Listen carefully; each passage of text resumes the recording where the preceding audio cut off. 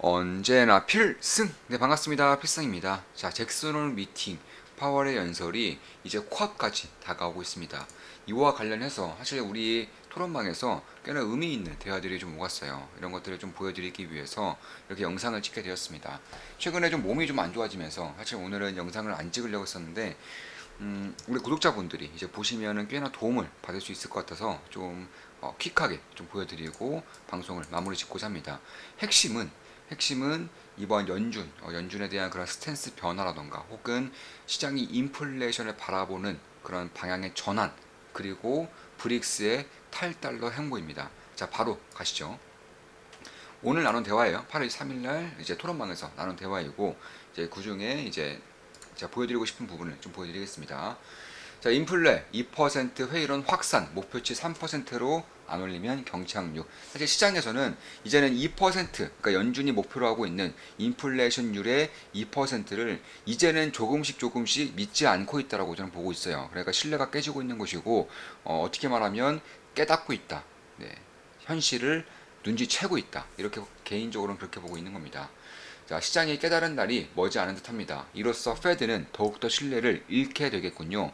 의장이 교체되는 정도로 끝나지 않을 수 있습니다. 만약에 지금 그 기사가 우려하는 대로 만약에 페드의 인플레이션 목표치가 2%가 아니라 2.5% 혹은 3% 혹은 2%에서 2.5% 사이로 이제 구간 조정이라도 하게 되는 날이 온다면, 사실 2021년부터 이제 작년까지 일시적인 인플레이션이다라는 그런 스탠스를 완벽하게 좀 틀려버리면서 사실상 치명적인 그런 실수 혹은 실기를 한 연준 입장에서는 더욱더 신뢰가 바사삭 깨질 수밖에 없는 사건이 될 수밖에 없을 것으로 보고 있고요.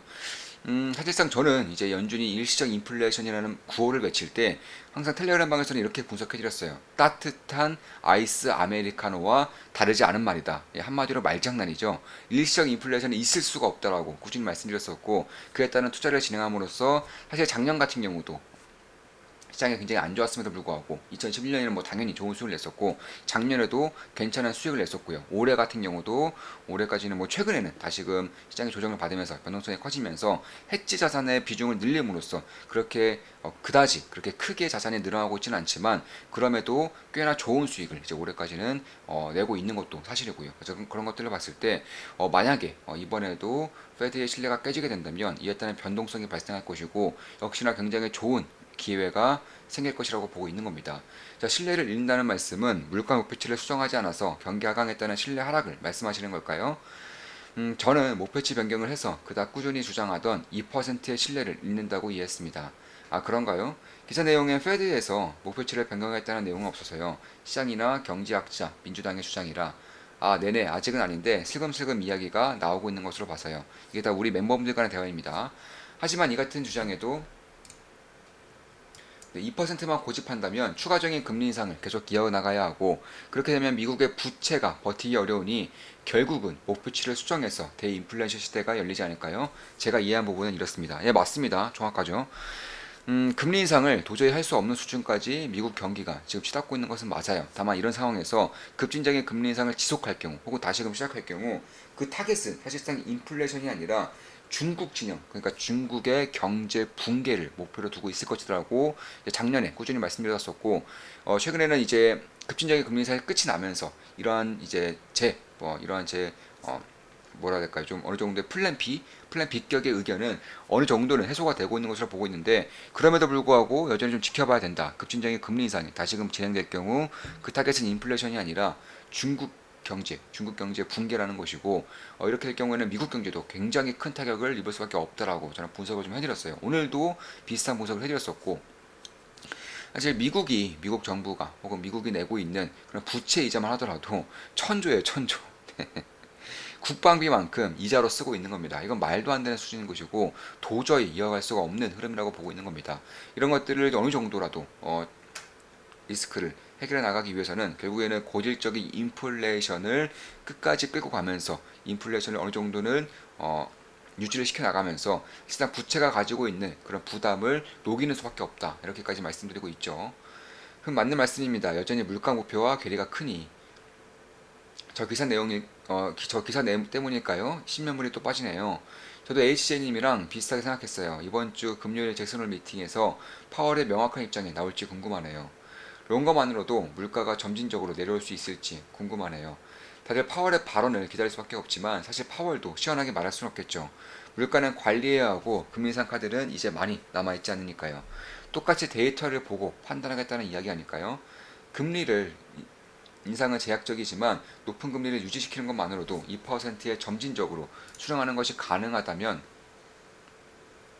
겁을 주면서 하지 않을까 싶네요. 내 시장에 대해서는 아주 큰 발작이 일어나지 않는 한 사탕을 주지 않을 것 같습니다. 페드는 새벽 3시다. 방향성 전환 뉘앙스만 줘도 좋겠구나. 기대 중입니다. 땡땡님 말씀이 맞습니다. 따뜻한 아이스 아메리카노 같은 말장난, 일시적 인플레이션이 완벽하게 틀려버린 시점에서 목표치까지 수정, 그것도 위로 할 경우 신뢰는 바사삭일 겁니다. 전에 목표치를 딱 떨어지는 숫자가 아닌 구간으로 설정할 수 있다고 분석해 드렸었는데 못 찾겠네요. 그 글을 읽어보시면 더 수월하게 이해할 수 있을 겁니다. 네, 이 글을 우리 멤버분 중에 한 분이 찾아주셨어요. 네, 찾아주셔서 그 글을 제가 보여드리겠습니다. 이게 6월 9일에 이제 분석해드린 글입니다. 올해 6월 9일이에요. 연준이 인플레이션 목표치를 2%에서 1.5%에서 2.5%로 전환할 수 있다고 밝혔습니다. 말장난이죠? 2.5%로 올릴 수 있다는 의미입니다. 나중에 2%에서 3%로 바꿀 수도 있는 노릇이고요. 인플레이션 시대입니다. 애초에 물가 상승률을 2%로 맞추는 것은 시대 흐름에 어긋나는 행위로 경제가 망해버리지 않는 이상 불가능에 가깝다고 할 수 있습니다. 인플레이션을 받아들일 준비를 하고 있는 것으로 판단합니다. 인플레이션 수혜 자산들 및 핵심 기업들 꾸준히 지켜보고 있습니다. 프리포트 맥모란, 리오틴트, GDX, 은광주 등 살금살금 올라오고 있는데 기회 발생 시 빠르게 매수할 수 있습니다. 그 전에 굉장히 좋은 수익을 냈었던 기업들도 있죠. 여기 ETF도 마찬가지고 은광수도 마찬가지고 뭐 리오틴토, 프리포트 맥모란도 지켜보고 있습니다. 아직은 매수하지 않았고 저는 굉장히 좋은 기회가 올 수 있을 것을 보고 있는 것이고 실제로 기존의 목표치를 2%딱 숫자에 수렴하는 2%에서 1.5%에서 2.5%로 구간 조정할 수 있다는 것은 결국 2.5%로 인플레이션 목표치를 올리겠다는 거예요. 네. 이번에 또 어느 정도의 말장난이 들어가는 것인데 이게 2%에서 3%로 또 올라올 수도 있는 것이고요. 이런 것들이 현실화가 된다면 현재 페드가 가지고 있는 신뢰가 더욱더 박살날 수밖에 없는 시기가 다가올 것으로 보고 있는 것이고 이에 따른 변동성이라던가 혹은 위기, 기회 이런 것들을 충분히 잡아갈 수 있을 것이라고 보고 있습니다. 자 그리고 이제 나이키를 제치고 이제 안타스포츠가 1등을 차지했어요. 중국 내에서 안타스포츠가 나이키를 제치는 일이 이제 발생해버렸습니다. 중국의 경기 침체 우려도 있지만 미국 패권 전쟁으로 애국 소비 트렌드의 영향도 큰 것 같습니다. 이러나 저러나 나이키 입장에서는 좋지 않겠네요. 시장을 새로 개척하는 기업, 시장을 읽는 기업이네요. 나이스입니다. 나이스. 탈달러를 꿈꾸는 브릭스, 일단 영내 통화 활용 확대의 주력. 이번 브릭스 회의의 핵심입니다. 저는 탈달러에 대해서 특히 브릭스라던가 중국 진영의 탈달러 행보에 대해서 정말 꾸준하게 우리 조은만 기쁨도하게 그리고 필사단 분석방에서 꾸준하게 분석을 해드렸었고 우리 멤버분들은 다들 알고 계시는 내용일 겁니다. 달러 패권 역사상 최대위기가 이제 막 시작되려 하고 있는 것으로 보고 있습니다.